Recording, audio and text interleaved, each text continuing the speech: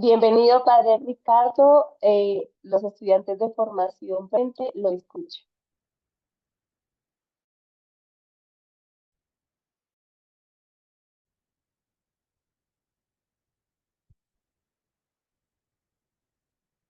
Muchas gracias, Jenny, y saludo a todos nuestros oliveros. Estamos desarrollando esta temática, la opción fundamental por los pobres, y para nuestro encuentro de hoy, a 115 de nuestra capilla, titulada entonces El Concilio Vaticano II y los pobres. La meta que nos proponen explicar los contenidos, compartir un poquito como los contenidos fundamentales de una iglesia que abraza al pobre. Es una de las metas. Y otra, conocer el drama de los pobres para que la iglesia experimente y vea que sufre el rostro de Cristo. Pudiéramos hablar acá, junto con nuestra amada iglesia, el Papa Francisco, identificar los rostros sufrientes de Cristo. Oremos.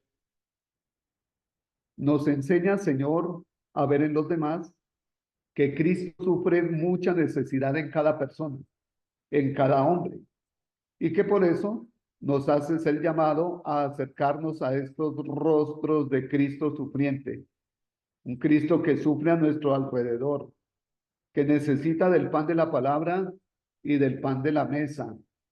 Concédenos, Señor, no apartar nuestro rostro. Amén.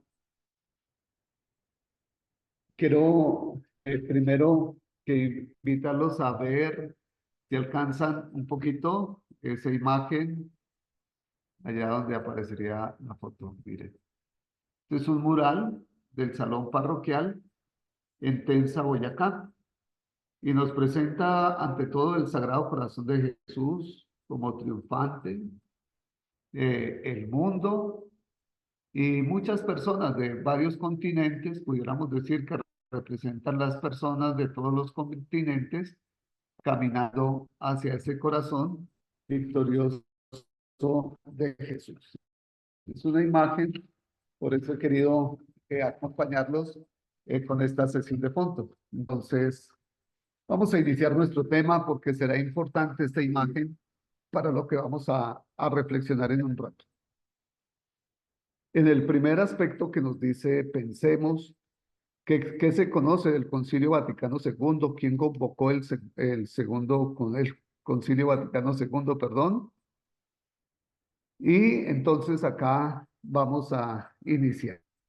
Quien lo ha convocado, este concilio, fue el Papa Juan XXIII.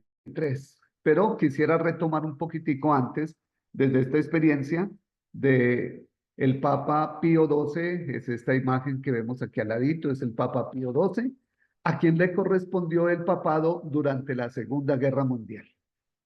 Es un mundo que en ese contexto, en ese momento histórico, podemos nosotros ver como las consecuencias que se están viviendo a raíz de la Segunda Guerra Mundial.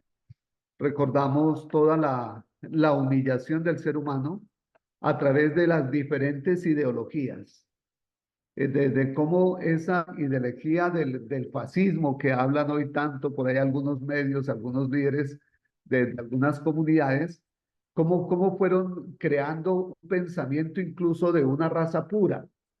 Y al momento de ir como expandiendo esas ideologías, luego van asumiendo las armas para imponer esa ideología, para poner como la supremacía del hombre. Una vez que muere este papa, que le tocó la Segunda Guerra Mundial, entonces sube al papado Juan XXIII, que es conocido como el Papa Bueno. Convoca al concilio en 1959, como aparece ahí en la cartilla. Juan XXIII le corresponde eh, convocarlo y acompaña la primera sesión y luego muere. Comparativamente con Comparativamente fue el concilio que contó con la mayor diversidad de participantes. ¿Qué es un concilio? Un concilio es la reunión, es como la reunión de una gran asamblea, es una convocatoria a la unidad, es como unir varios cilios, varias cuerdas, es armar un gran tejido, convocarlo en todo esto. Por eso es un concilio, es como una convocatoria universal. Cuando se dice concilio ecuménico, que es el calificativo que tiene, es un concilio ecuménico, que esa palabra ecuménico tiene que ver con la reflexión de toda la tierra habitada.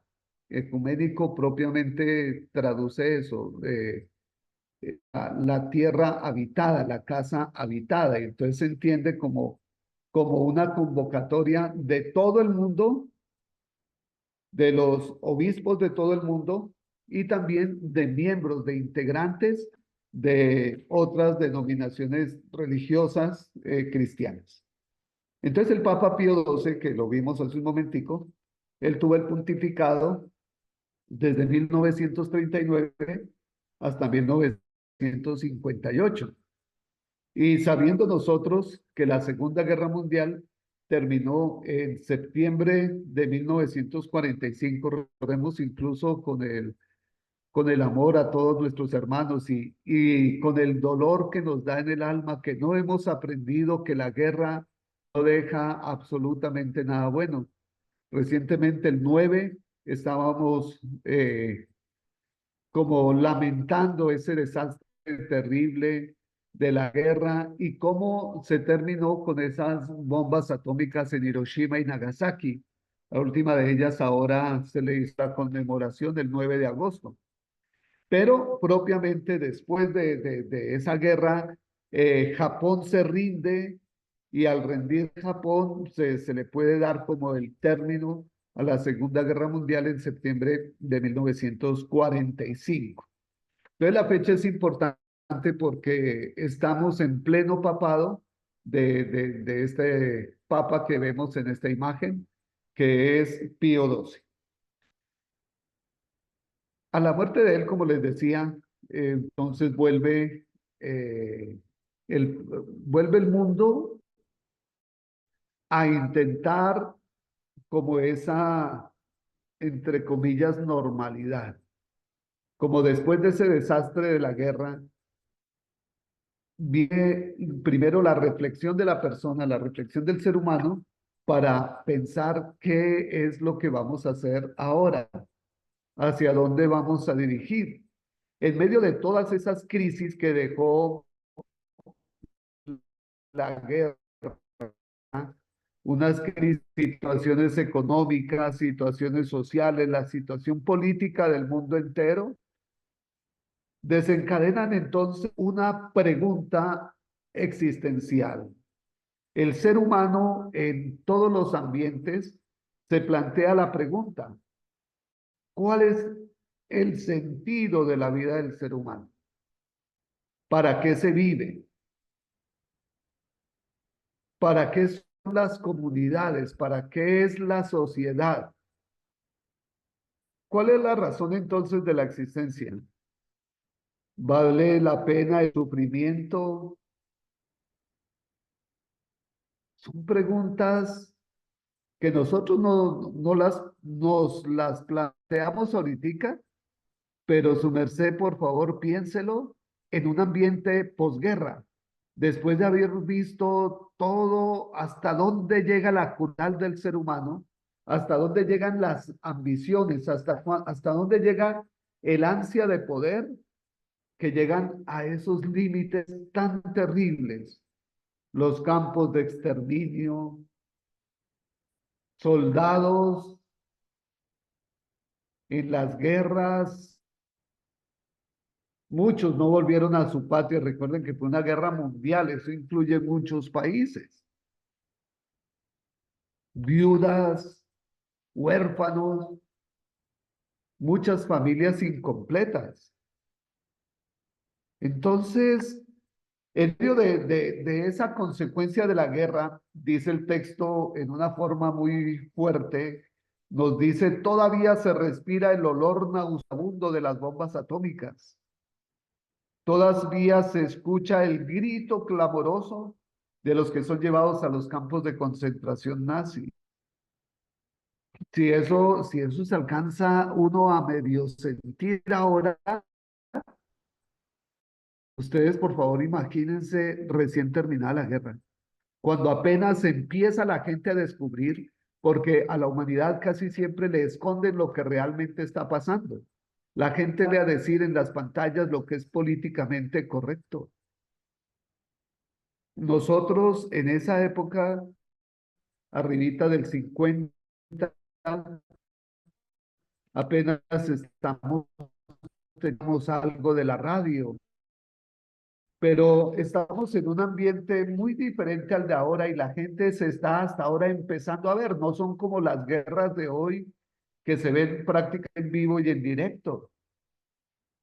Ahora el mundo está despertando, se están viendo todas estas situaciones que se vivieron y están empezando a ver cómo esas ciudades grandes y hermosas de Europa ahora son unos edificios en ruinas. De todo eso que se había construido durante décadas, durante siglos, cualquier bomba caía y acababa con todo. Eso es como lo que su merced tiene que ponerse para sentir lo que se está viendo a través de los medios y lo que los líderes del mundo están empezando a compartir. Después de toda la locura de la guerra, Europa y todas las naciones quedan confundidas por la idiotez y la locura. Nos invita a reflexionar en esto. ¿Acaso podemos decir que murió la esperanza? ¿Podríamos decir en ese ambiente de guerra que se acabó la alegría, los sueños, las ilusiones? ¿Pudiéramos decir que todo se volvió oscuro, que ya es todo como noche, como tiniebla? Todo estaba absolutamente perdido. Todos los habitantes de la tierra habían perdido, todos los continentes y todas las naciones de alguna manera habían sido derrotados en la guerra, porque la guerra no deja nada bueno. En medio de todo este panorama oscuro, entonces viene el Papa Juan 23, que él, habiendo vivido no como Papa, pero él sí vivió la guerra. Este Papa que vivió la guerra, incluso la primera, alcanzó a vivirla y al ver todos estos cambios que nosotros hemos meditado en estos temas anteriores, él al papado y ve que hay algo y con la fuerza del Espíritu Santo, él convoca el concilio. Él convoca ese como todas las cabezas de la iglesia para que estén como uniditas, que estén amarraditas en concilio, que es más o menos una imagen de lo que... Entonces, están allí de todo, cita a todos los obispos del mundo para desarrollar este concilio. Es un concilio entonces de una extraordinaria riqueza. Se pregunta con la fuerza del Espíritu Santo, ¿cuál es la razón de la iglesia? ¿Para qué está la iglesia?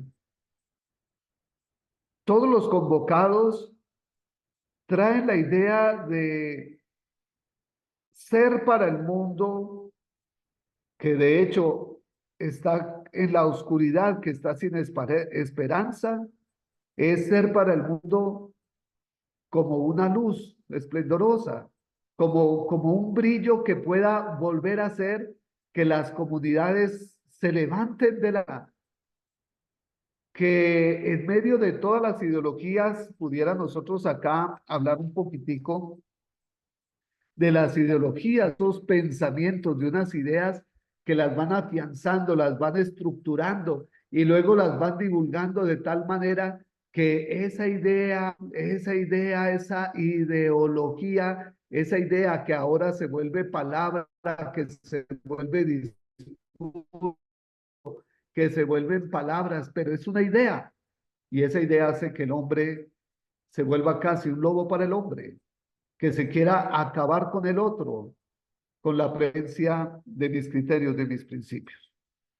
Así, la iglesia, en medio de una experiencia así como más o menos la hemos vislumbrado en un momento, dice, ¿a qué nos llama Dios en este momento? En ese momento histórico, 1963, ¿a qué nos llama Dios? Después de este ambiente de guerra, ¿a qué convoca Dios? Y el Papa Juan XXIII tiene el valor de invitarnos a ser testigos de la experiencia, de la esperanza. El objetivo, pues, del concilio era claro y definido.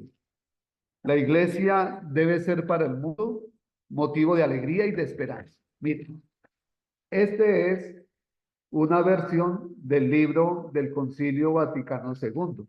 Es una versión.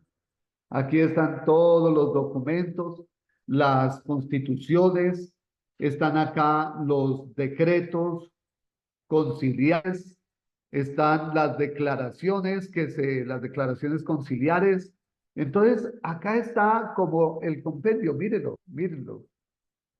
Y es fruto de la reflexión del mundo, que tal vez, como nos dice hoy día grandes de los estudios, que nosotros no lo hemos valorado convenientemente, que de repente no nos hemos centrado en la importancia del concilio, que lo hemos tomado de una manera pasajera. Obviamente las circunstancias, entre comillas, han cambiado y diríamos, pero es que ya ha empezado algo raro porque ahora estamos en una situación diferente y uno diría, oye, pero ¿qué le vemos de té? ¿No hay guerras? ¿Acaso se acabaron los pobres? ¿Acaso en el mundo reina la alegría, la felicidad y contemplando muchos rostros de Cristo que sufre? La iglesia entonces se siente llamada a ser como un faro hacia dónde caminar en medio de todas ideas, de todas esas ideologías, en medio de a veces también de esos pensamientos fatalistas, de decir que todo es una náusea, que todo produce es vómito, aparece el concilio. Y en esa reflexión, convocada por este santo señor que lo llamamos el Papa Bueno, lo primero que se propone es preguntarnos por nosotros como iglesia. Antes de ir a nosotros, antes de dirigirnos a lo que se llama el mundo, la iglesia tiene que reflexionarse hacia adentro. La iglesia tiene que mirarse a sí mismo. ¿Para qué es la iglesia? Y aparece una frase impactante que nuestro obispo Julio Hernando García Peláez nos ha insistido. La iglesia existe para evangelizar, para llevar a todos los lugares la buena noticia del reino, para ser esos testigos de la esperanza. Eso lo dice el concilio y nos están empujando para que seamos precisamente esos testigos de la esperanza. Por eso, en la Lumen Gentium es esa reflexión de la iglesia hacia adentro. ¿Cuál es la misión de la iglesia en el mundo actual? La iglesia, como el pueblo santo de Dios, debe ser en el mundo de ese reino de amor, de ese reino de paz, de ese reino de un Cristo que ha dado la vida por todos. Pero también es una iglesia al vicio del mundo. Es estar para construir el reino de Dios en medio de ese mundo. Usted imagínese para nosotros, si estuviéramos en esa época, viendo la ciudades destruidas, viendo gente caminando sin razón, gente que no solamente es grande, sus familias, que perdieron su territorio, que está siendo, wow.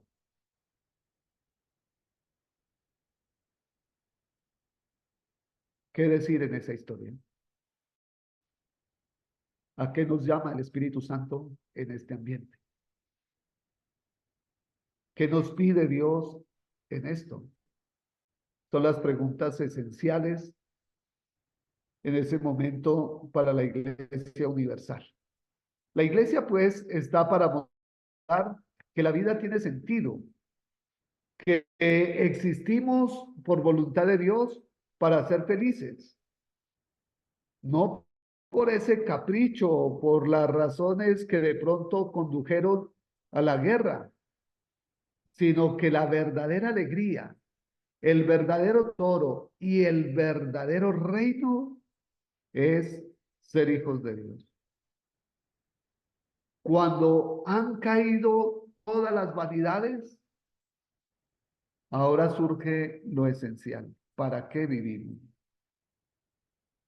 ¿Cuál es nuestra razón?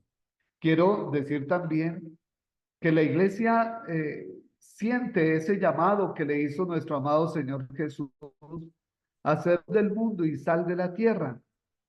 Por eso, insisto, se propone la iglesia como un faro, como una brújula, es faro en medio de la oscuridad y esa brújula que nos indica hacia dónde debe marchar la humanidad, hacia dónde podemos nosotros encaminarnos. ¿Quién debe levantar a ese mundo caído en tanta desesperanza? Levantar las banderas de las victorias. ¿Y qué victoria dejando tantos muertos? ¿Victoria de qué?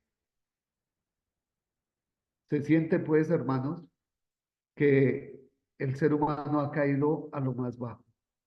Pero justamente allí en lo más bajo surge el amor de Dios nuestro Señor, que es transmisor de danza a través de la iglesia.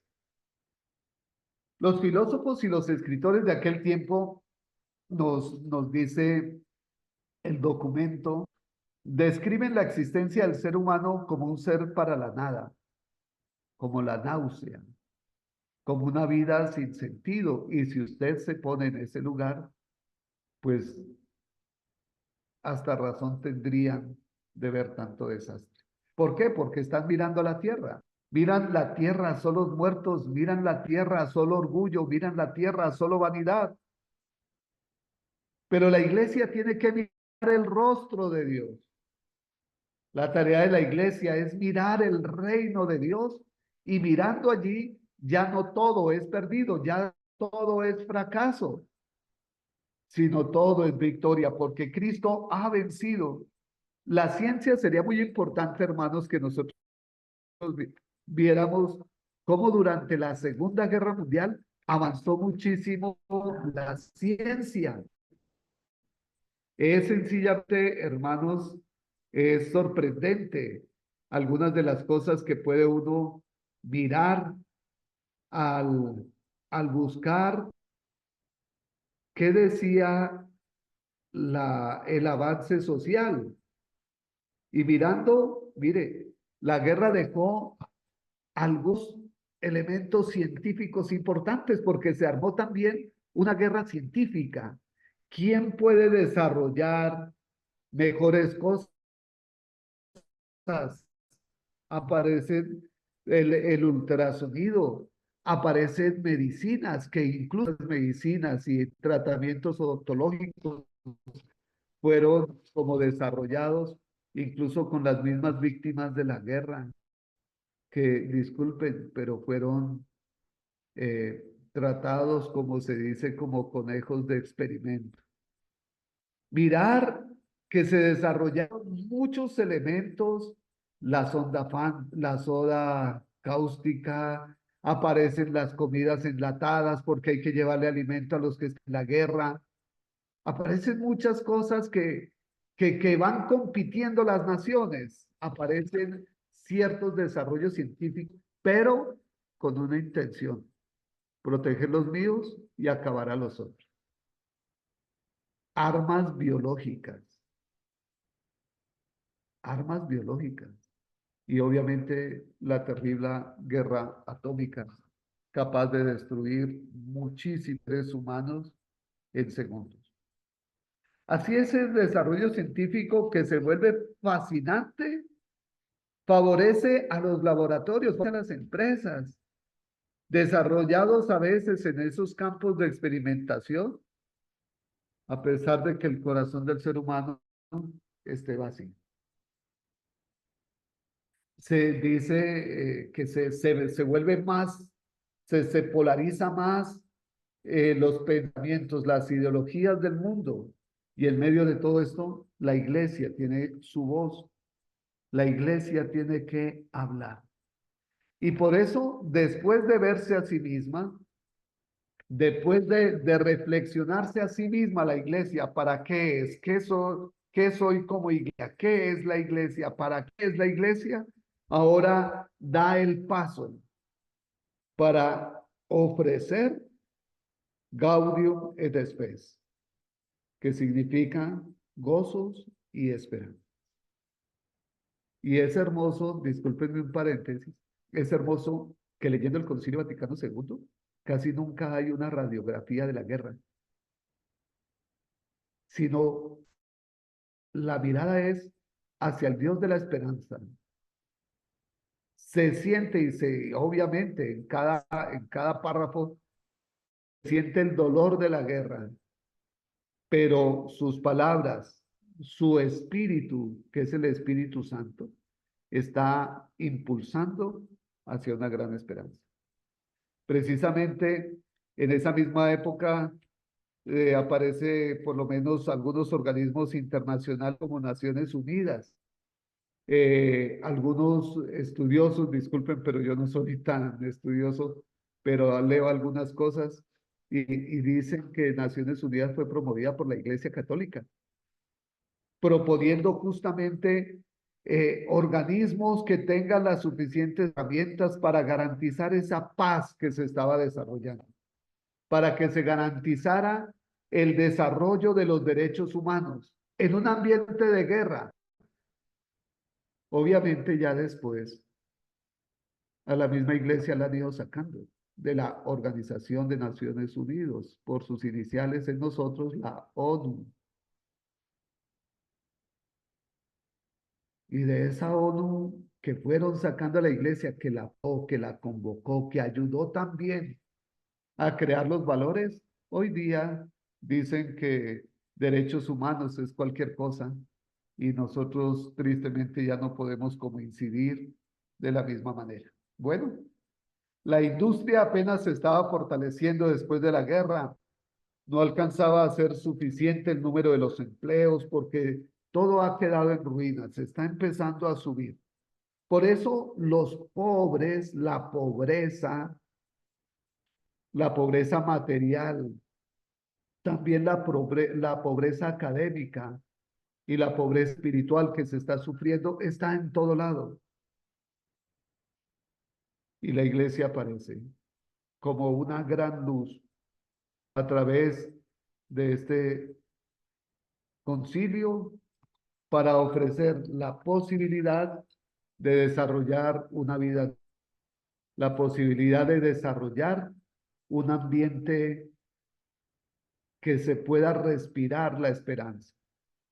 En medio de todo eso que se está viviendo, se ofrece la posibilidad de algo completamente nuevo.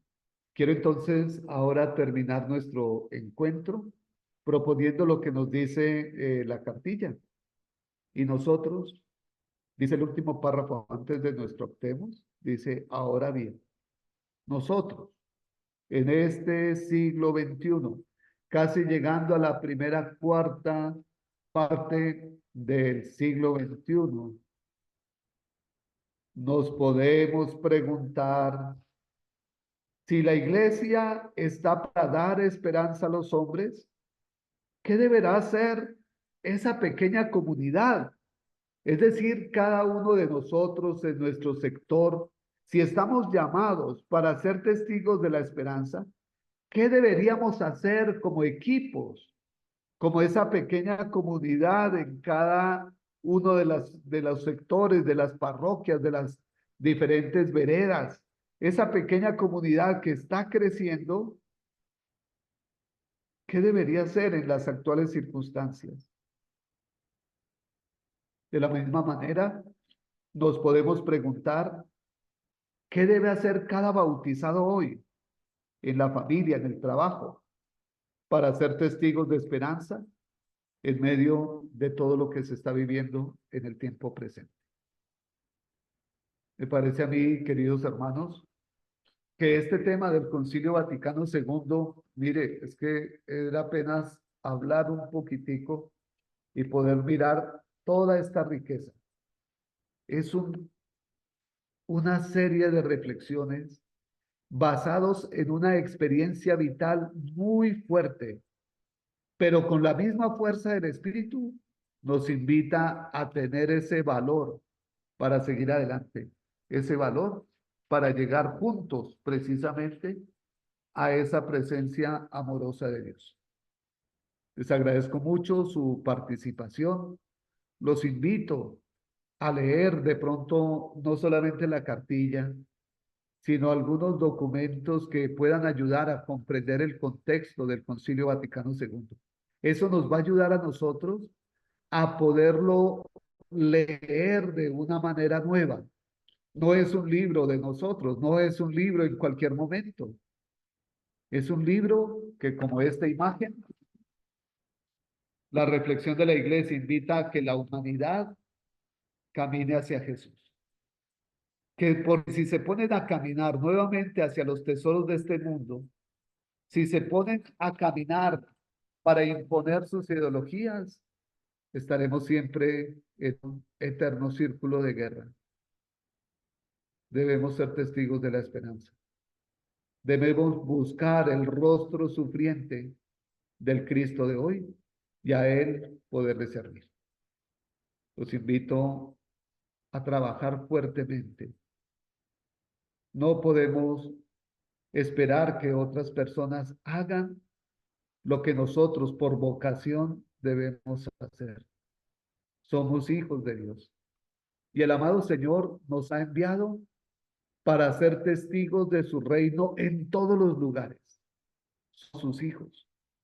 Y si somos sus hijos, somos herederos, pero debemos dar razón de nuestra fe. Visitemos a nuestros enfermos. Demos una voz de aliento a quienes pasen problemas, para quienes han perdido su estabilidad económica, su trabajo.